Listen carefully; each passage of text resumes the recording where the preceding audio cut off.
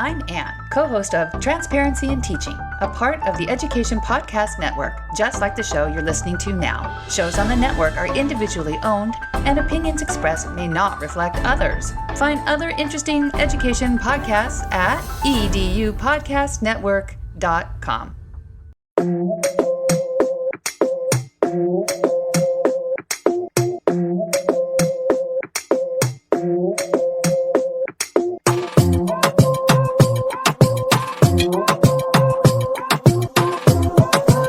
Hello and welcome to Black, Brown, and Bilingue, where our mission is to unite the Black and Brown communities through education, storytelling, and community engagement.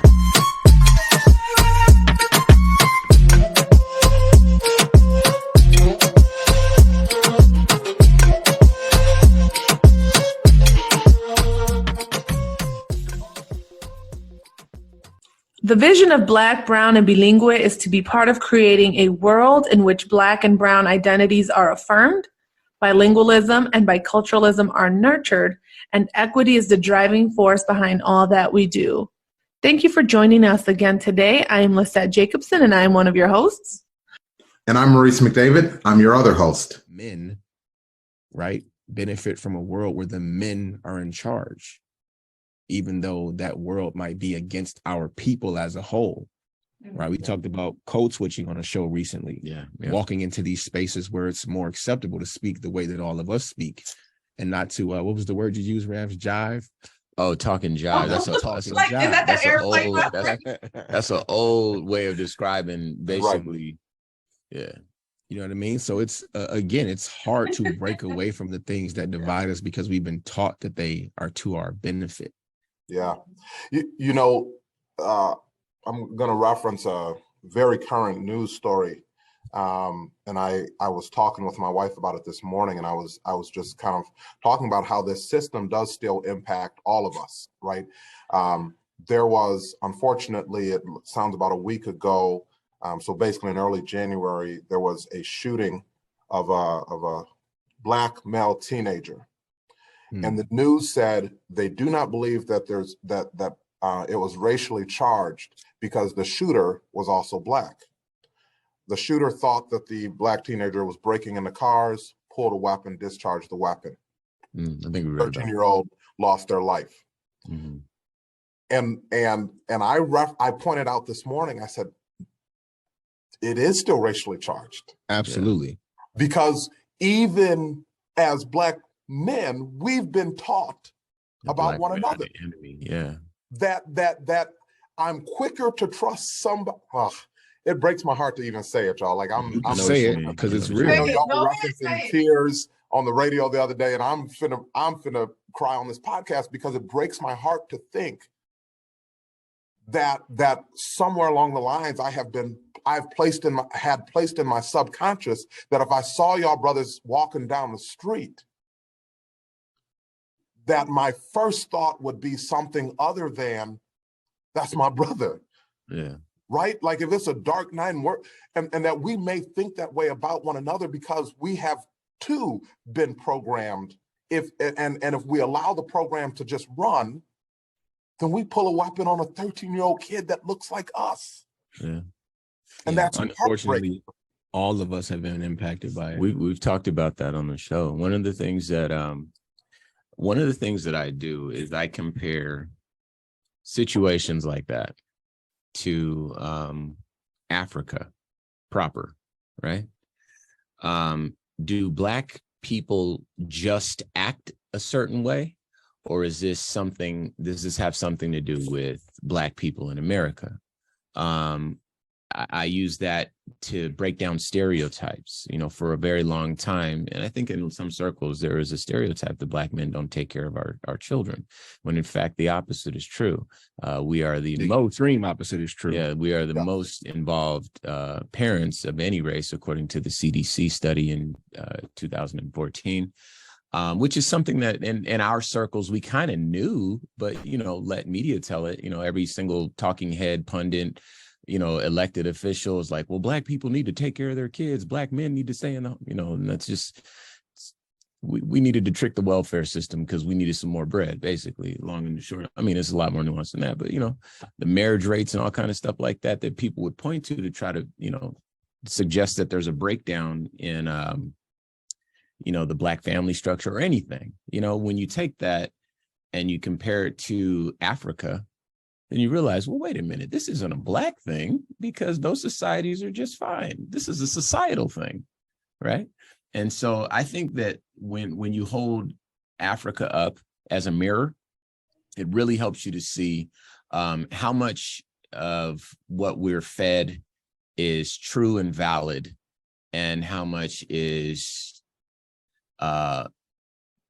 has been how much we've been influenced by invisible forces that create from white supremacist ideals and institutions and so forth, the waves, the invisible waves that permeate and make their way to our subconscious and our psyche. If Black men in Africa walk down the street at night with other Black men there, and everyone's Black, so there is no such thing as others, right?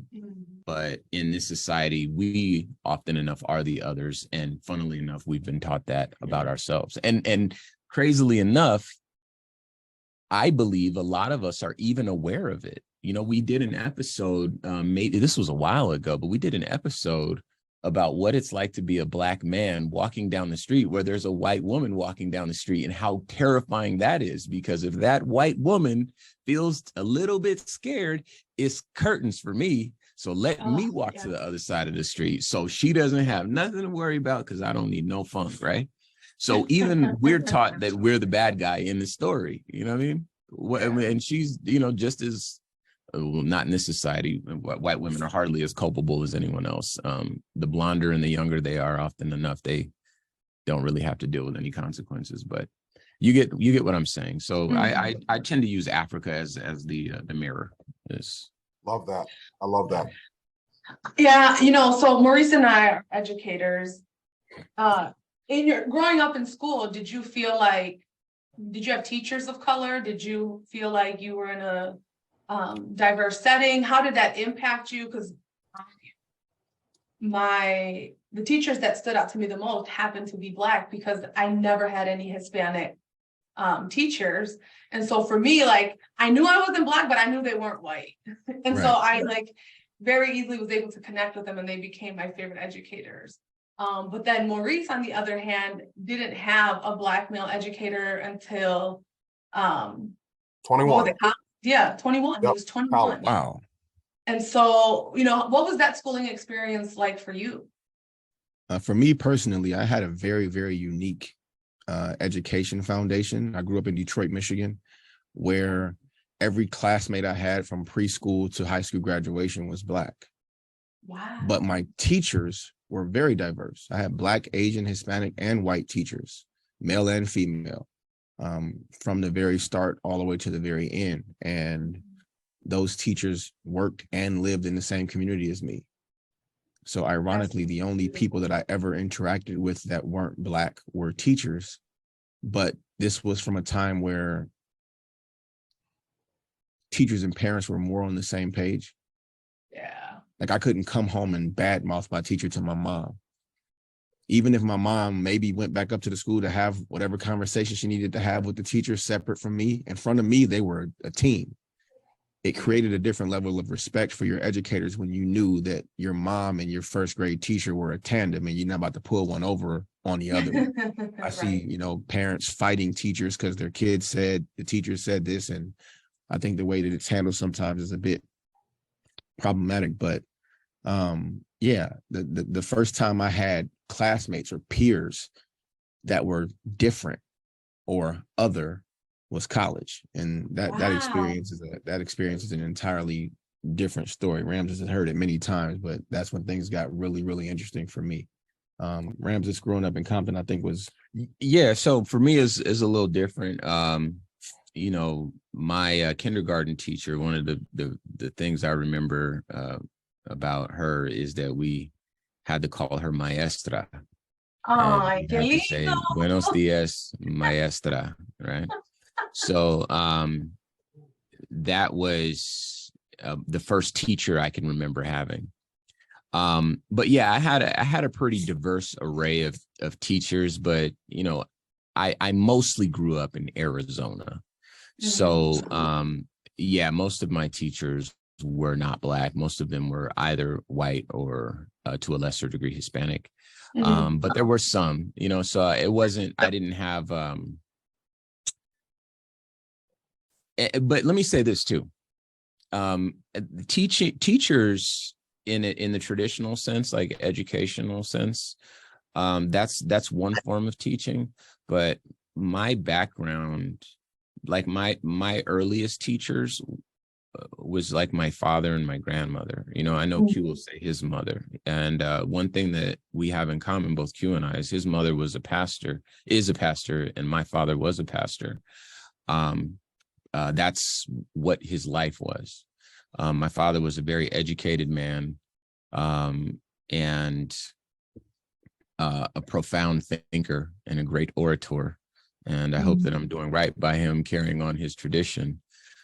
Yes, sir. But, you know, that's the educator that had the most influence on me. That's the person that I didn't want to disappoint him. You know, he was the happiest. He was the person I wanted to be the happiest, and he was the happiest. And he was the guy that could pick me up in the air, you know, that sort of thing. And so, yeah, I've had a good number of teachers. I myself have been a teacher. And so I recognize the impact that saying, this might be a little weird, and I hope that it's well received here, but the impact of saying I love you on the first day to a classroom full of students, and giving them my personal phone number and saying, you call me if you need me, what that does to a classroom full of students. So shout out to I all love that. Can I add to, so now my next question is like, did you feel like you were reflected in the curriculum, and do you think it was taught well?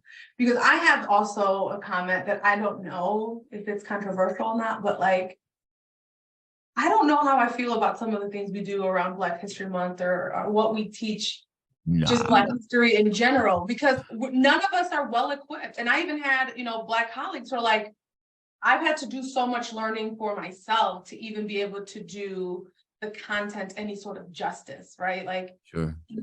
As a Mexican, there was nothing. Cesar Chavez was maybe if we were lucky, but that's it. So like, did you feel like it was well done? And yeah.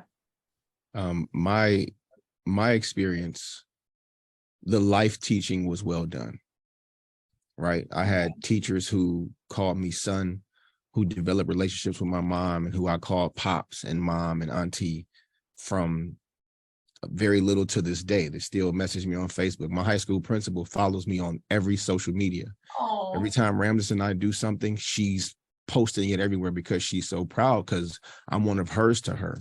So the life teaching part, they did very oh, come on. the life teaching part, they did very well, because they took our post-secondary education, our post-school life very serious.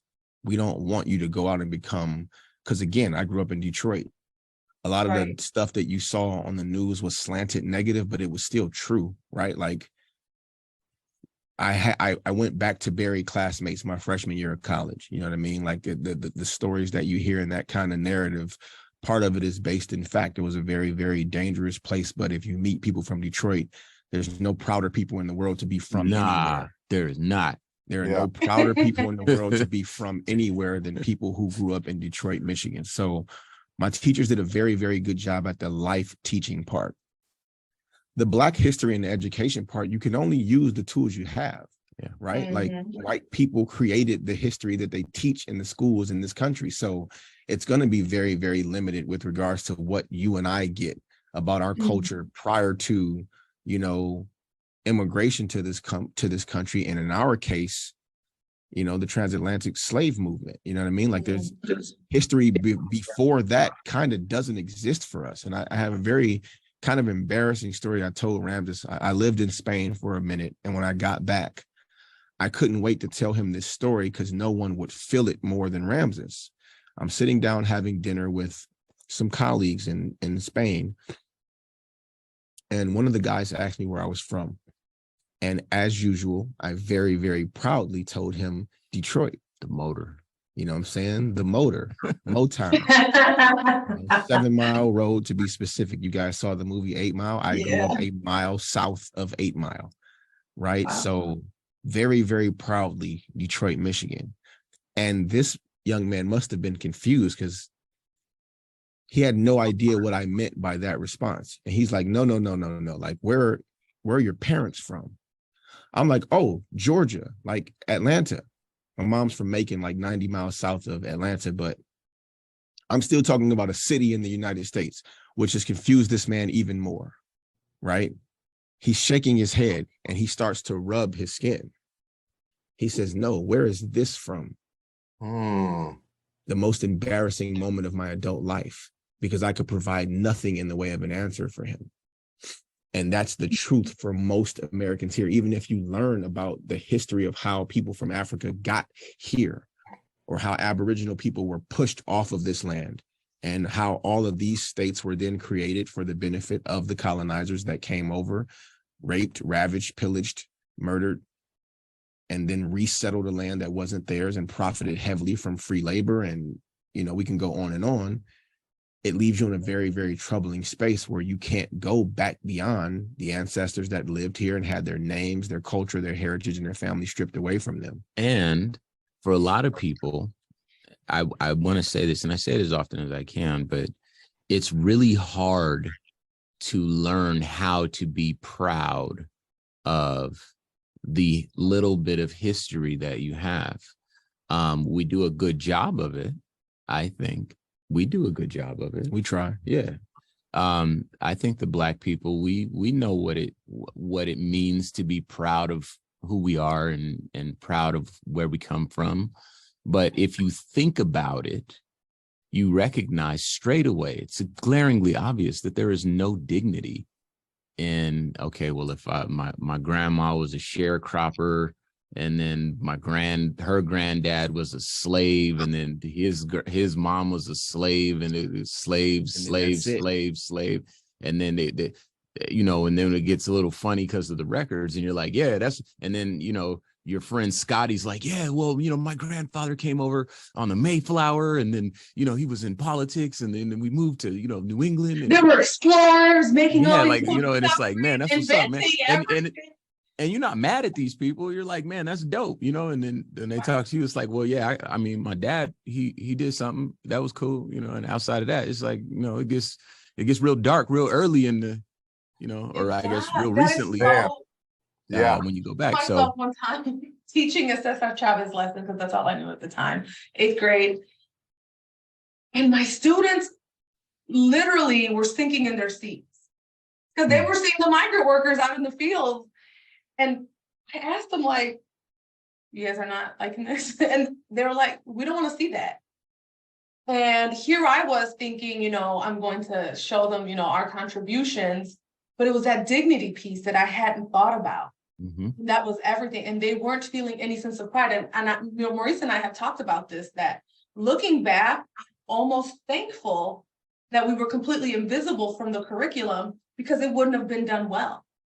And because we were invisible, it allows, I think, Mexican Americans or Latinos to just kind of move through life a little differently, where I see Black children don't get that opportunity. And we do such a terrible job at teaching it. So this is go ahead. I didn't mean to cut you off. I'm so sorry. Oh, good. You did. If I may. Okay. So this is the little thin veneer of, what's the word I want to use? Validity, which it's not really valid, but it's a little tiny veneer of validity that people who argue against CRT, or really American history, have. Well, we don't want children to feel bad, right? And it's incredibly unfair in my estimation, and you're educators, so I'm assuming that you kind of feel the same way. Children are a lot more robust than we're aware of. I never said in my conversation today with you that I wish I didn't learn my history. I never said I was ashamed of it. I said that there is no dignity in it, but I'm grateful that I've been able to find a sense of pride, because I can look in the span of 1-2 lifetimes and see real progress, right? And so, you take it where you can get it. And I think, again, Black people, we've done a great job with this.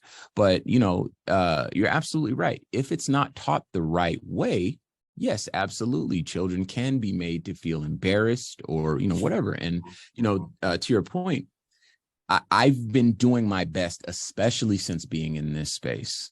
But I've been doing my best for the bigger part of my life, certainly my adult life, of learning the history of my brothers and sisters that I share this land with. I want to take a moment and announce that we are talking to you today from unceded ancestral lands of the Akimat and O'odham peoples.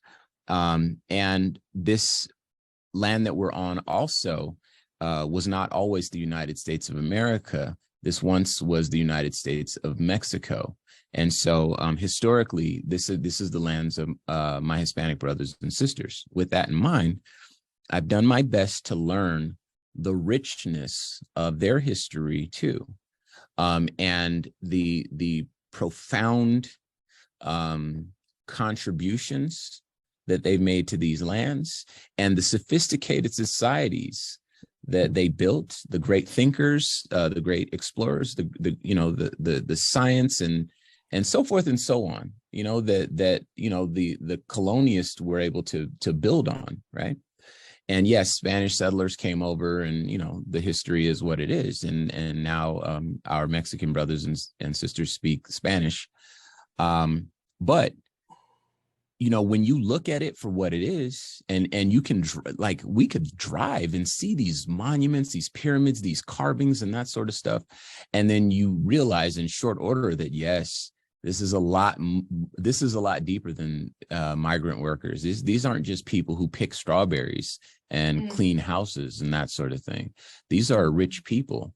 And there might be something going on that has, I want to be very careful, and I say this, reduced some of these people to these jobs that now kind of define or kind of carve out the stereotype that has been popularized in American culture. And so, yes, you're absolutely right. To show that one side to Hispanic children, if it's not done properly, it can be very, very damaging. Fortunately, you are a Latina woman, and A, you can recognize it, and B, you can add a lot more. My assumption is that the richness of your history and the history of your beautiful people as well. And so this is something that I think that should also be at the center of these conversations about CRT or American history, because in fact, we do need to know where we come from, but we also need to have it fleshed out in its entirety. If you like this content, Maurice, can you let them know where they can follow? Sí, claro, estamos en Twitter, Instagram, Facebook, YouTube, todo el país. Todo el mundo. Todo el mundo. We all over the country. Before you move on from that topic, Ramses, because you called out the argument that some make with regard to CRT, they're not talking about the people being marginalized in the stories. They're talking about the people that are doing the marginalization. Yes, they're talking about their kids feeling bad. They're not talking about us feeling bad. That's why I said, but there's a thin veneer, because they can't just when they. You're absolutely right. I know that's what they do. Yeah, I'm just pointing out that they're not arguing that Black people are going to learn about that stuff and feel bad. So Q is absolutely right. That white children will learn about it and feel guilty. In practice, Q is absolutely right. That's 100% right.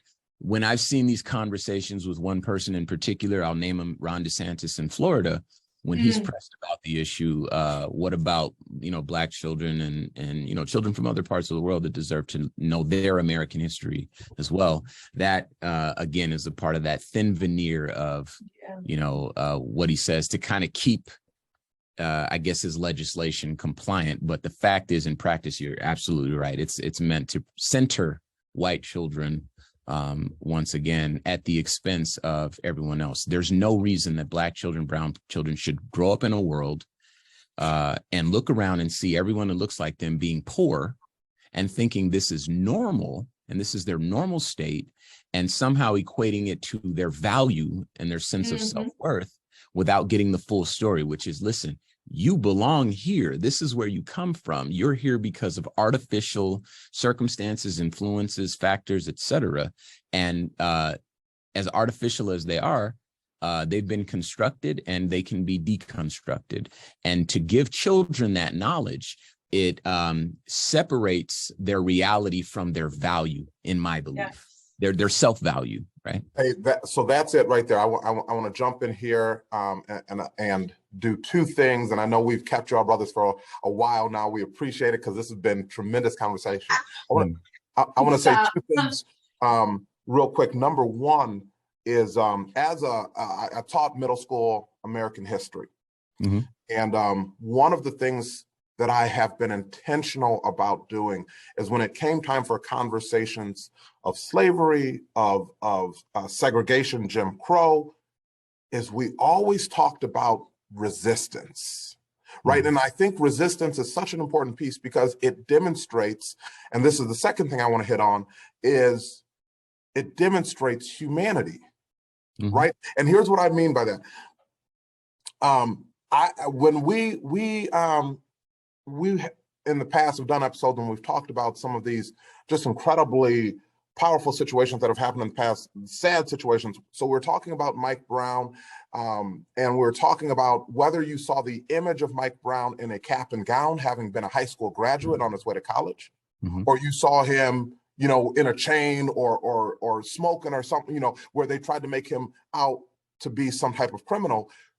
The end result was that Mike Brown was an 18-year-old human whose life was lost, cut short. And so sometimes we try to add value or take away value by what people have done.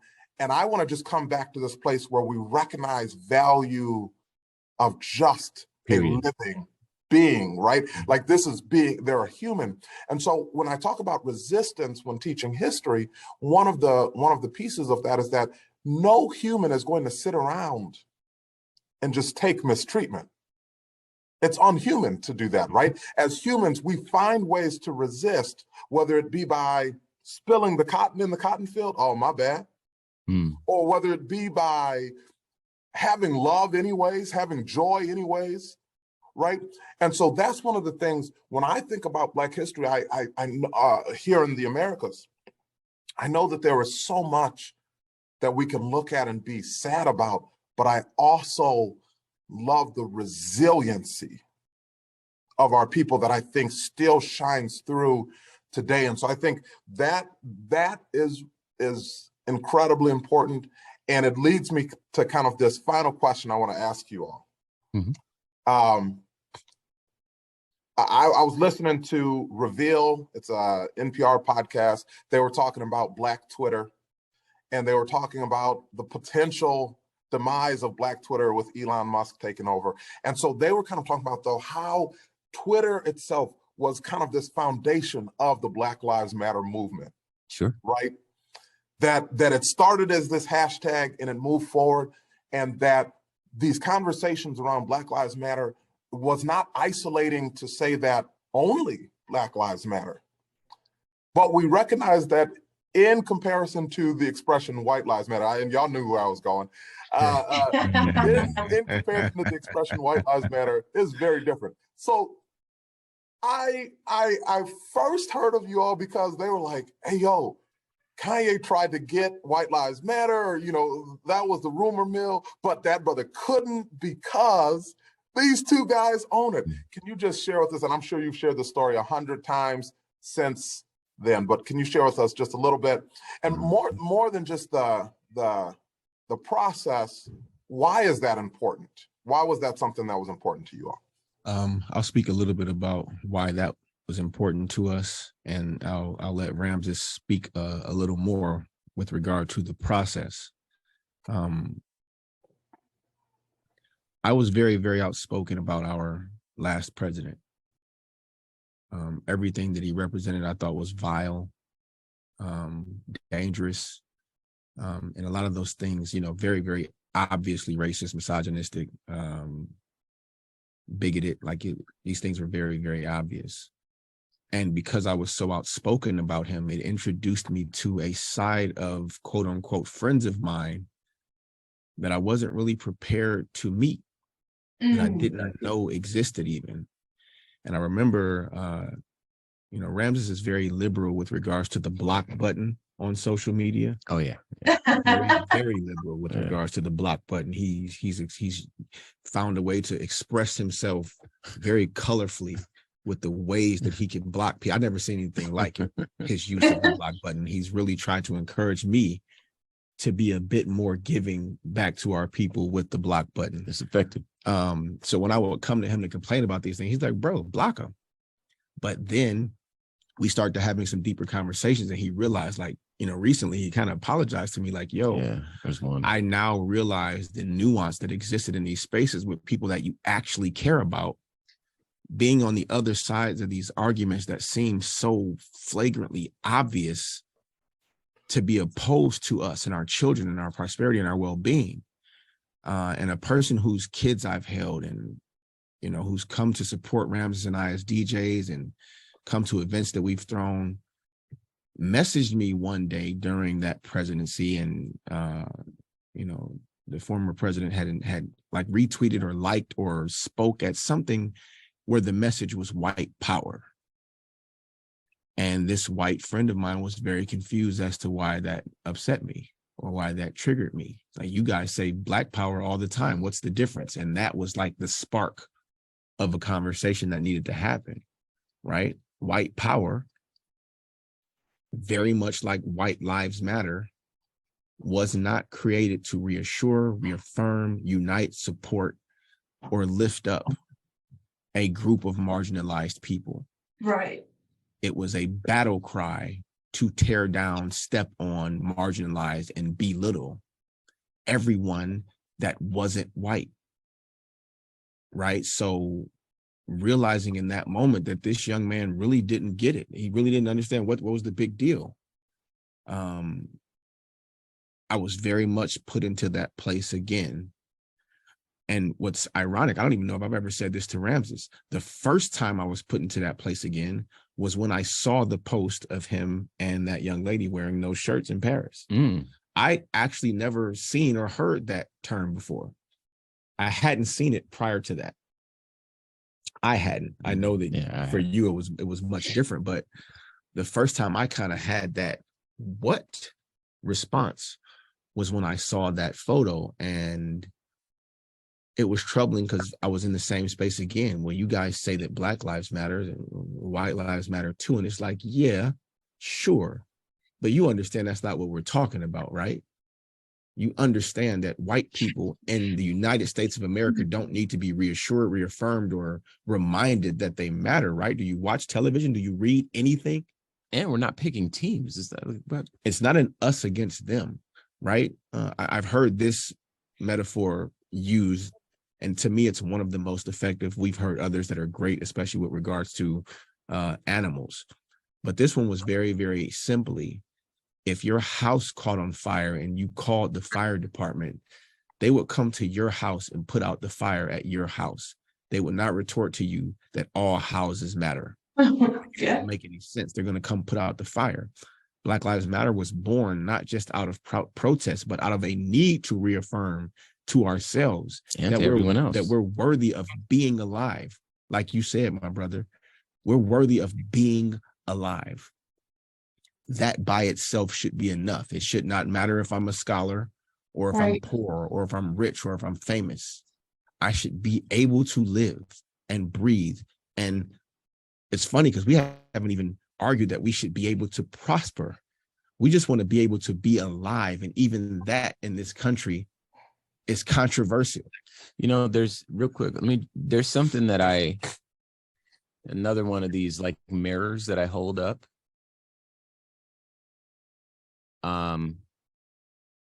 To society often enough, but in this conversation, I'll hold it up for our listeners for today's show.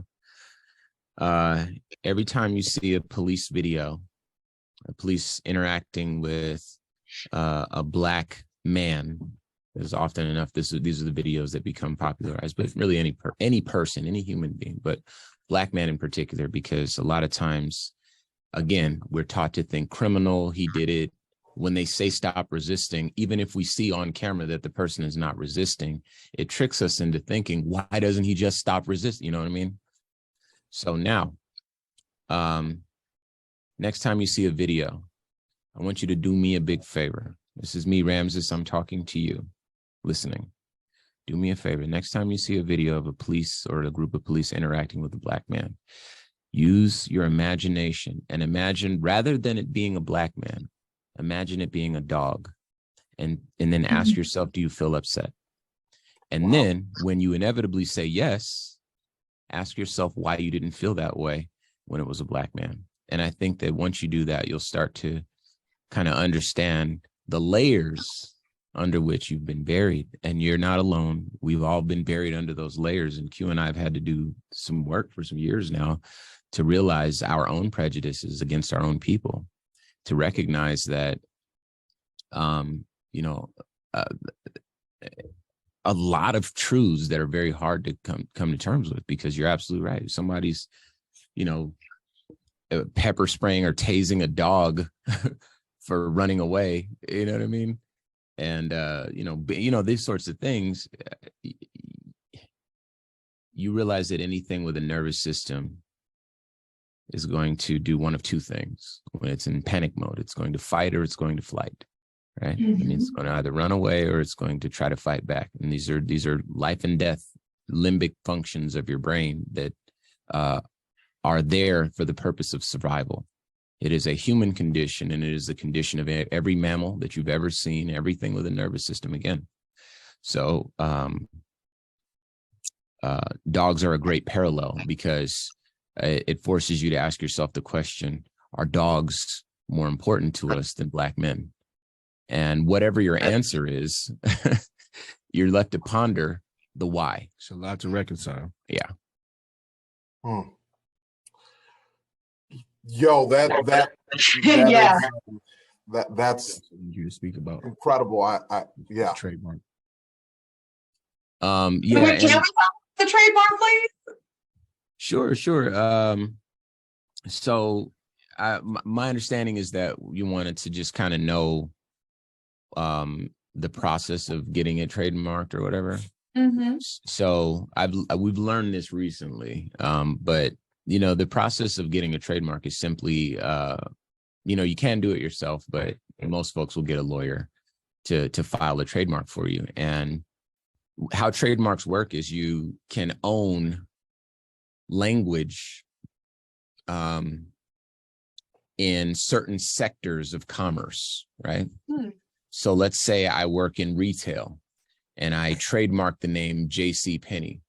That means no one else can open a retail outlet with the name J.C. Penney or anything that mimics or resembles J.C. Penney, right? But if I wanted to come out with piano and call it the J.C. Penney piano, if they have not trademarked it in the arena of musical instruments, then that's fair game, right? And now that's kind of a loose version of how it works. I would never trademark anything that's, called J.C. Penney, but, that's because they probably have far-reaching, trademarks and lots of lawyers. And, it's the golden rule when it comes to this stuff. Whoever has the gold makes the rules. So the long and the short of it is, for the White Lives Matter trademark, one of our listeners of our show had the foresight to grab that trademark for clothing and trademark the phrase White Lives Matter, so that they would be the only person who could profit legally in the United States from clothing that had that mark, had that phrase, right?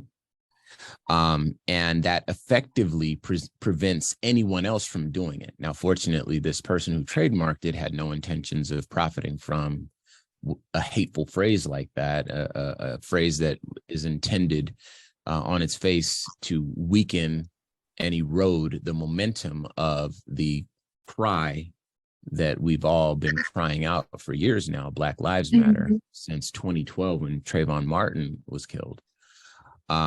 So effectually it was trademarked from what I understand, and it was not intended to be profited from, or the intention, I should say, was not for the shirts to be mass produced and sold, because you have to be really careful with how you describe this. And I'm talking about another person here.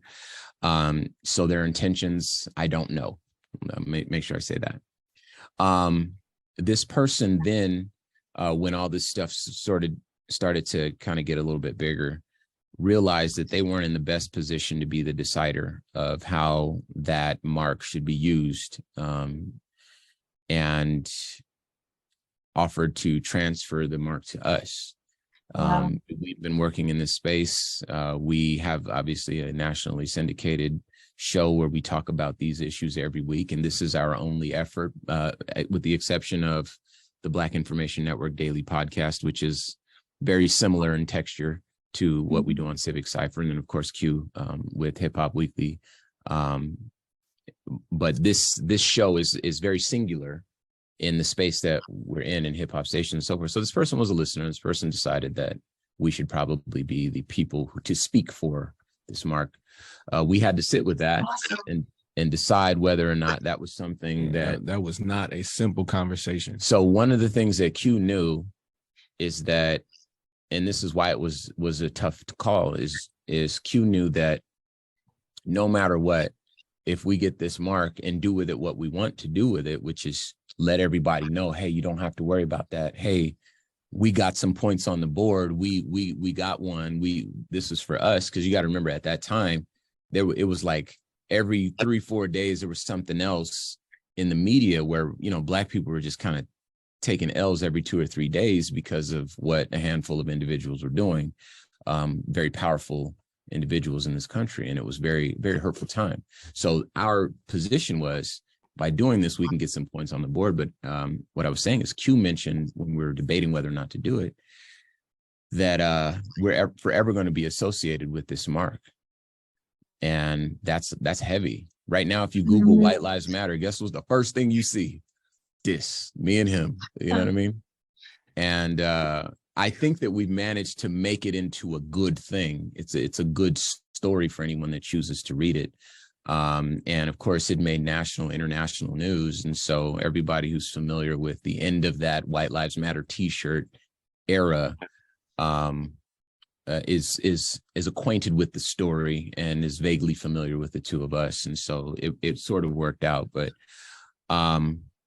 yeah, the long and the short of it was, the trademarking that and then transferring the trademark to Civic Cipher LLC, which is our show, effectively prevented anyone else from profiting from that in the arena of clothing in the United States.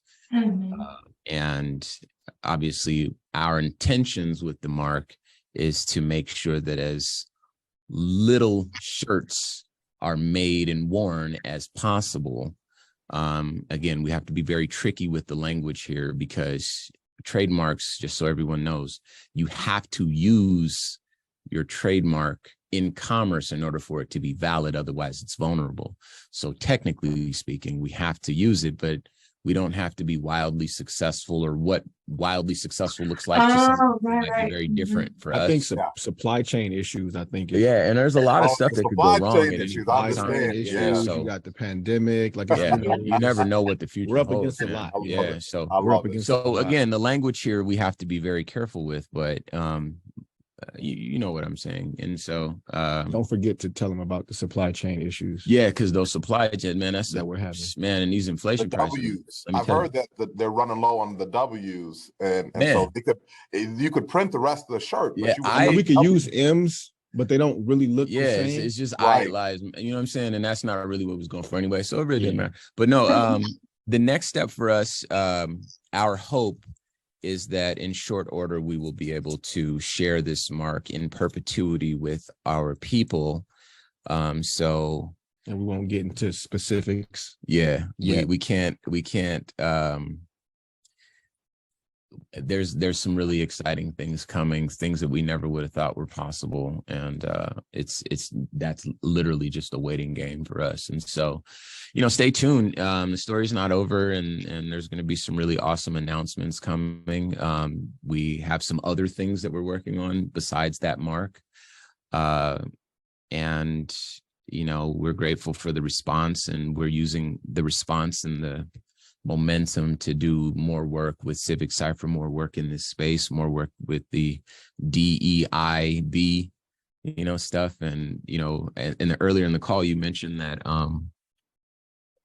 it's possible for people to get paid doing that. And I didn't know that until this call. It just never really occurred to me, but you're missing out on a ton. I mean, you would be. Well, so let me say this. Let me make sure I say this, because talking about trademarks and things like this, these are foreign concepts to a lot of people, and so they think that there's a lot of money involved. We've never gotten paid for this show. We have a base of Patreon people that I think we get. I mean, it's not a lot of money at all. It kind of keeps the lights on, if you will. Not even. Yeah. This show comes out of our cost us to do. Yeah, this show comes out of our pocket. Yeah. And the trademark stuff, transferring, assigning, switching stuff over, getting new lawyers, all that sort of stuff. Yeah, that cost us money. So anybody thinking people that we profited, like stroke of genius capitalistic move that we made, man, it cost us money. So we're doing this out of, what I'm saying? So that's maybe one day we might actually be able to, earn money doing something that we feel is very important and that we love, the same as anyone else who's gainfully employed. But I don't want anyone to leave this conversation with the idea that we've been compensated yet for any of this stuff. That is just not true. So and we have the receipt. Because hopefully you will. So we have lots of receipts. So you gotta live. You gotta live. So yeah. Oh, we're fine, but getting paid for the work. No, right. Yeah. We're very fortunate in that we can do the work. But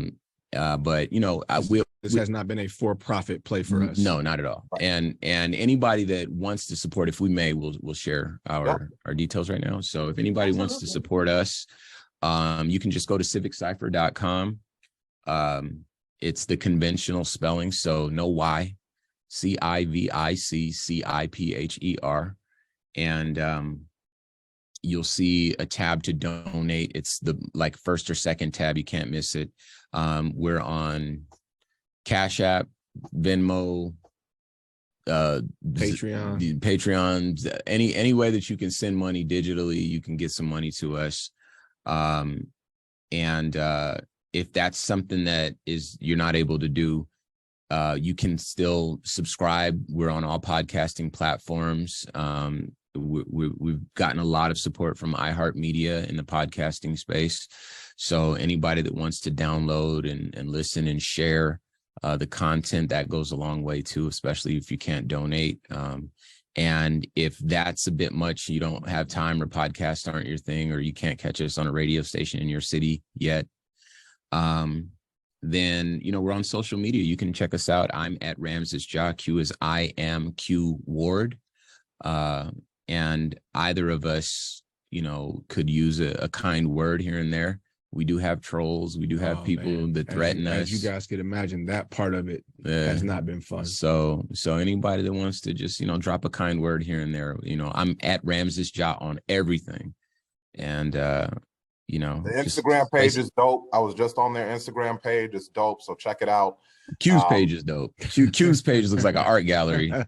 My page is it's getting there, but we appreciate the support, big support and little support.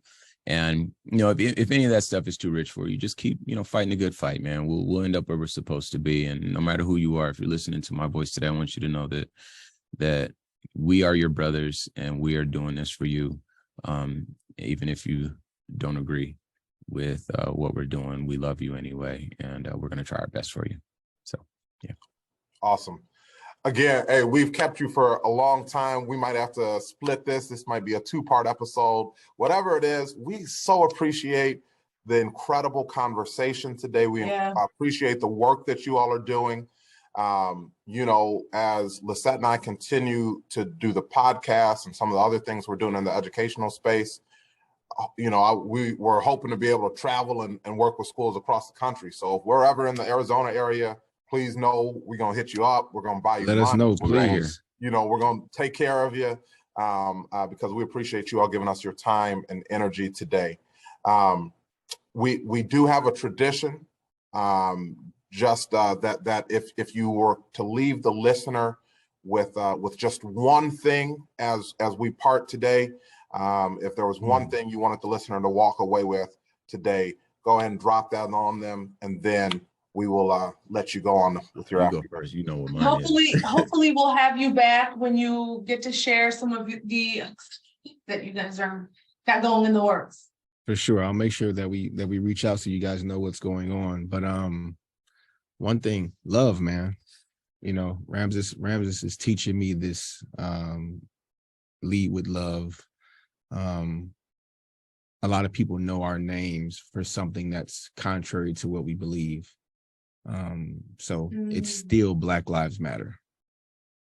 That way. Yeah, and if I have a microphone and an audience, 100% of the time I do my best to leave them with an I love you. Often enough, they just read it. And this is right here on my microphone arm. But if I got to leave you with something, it's that, man. I have to be the change that I want to see, right? So I'm going to put more love into the world, and I'm going to start by saying I love you. So thank you for listening. Thank you for supporting, and, you know, tap in with us, man. You know, help us try to do something. We moving. So yeah. Hey, we love you too. We love you too. We love you back. Thank you. So crazy when I say I love. It was like a slip. Like I love it. I love it. Absolutely. For Black, Brown, and Bilingue, this is Maurice McDavid. Elisette Jacobson. Muchas Adios. gracias for tuning it in. If you liked this episode and would like to see more, check out these videos.